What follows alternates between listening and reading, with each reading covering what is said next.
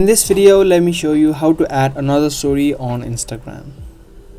If you're trying to add in multiple stories, if you have already posted a story, then make sure you keep watching this video until the end.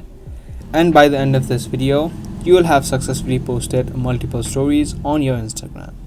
So if you have already posted a story, if you tap on the Your Story option, it's only going to show you the current story that you've added in. Now in this case, if you want to add in a different story, you can either tap on the plus icon that you see on the bottom and then select the story tab right here,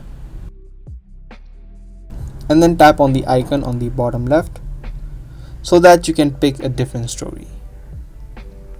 From here, just pick the story that you want to add in, and now you can tap on Your Story again and a different story will be added in, even though you have a story added in previously. So now you have two stories added up on your stories of Instagram. Similarly, you can repeat the same process and add in as many stories as you want. So that is the way of adding another story on your Instagram account. Be sure to give this video a thumbs up and also subscribe to this channel if you guys found this video helpful.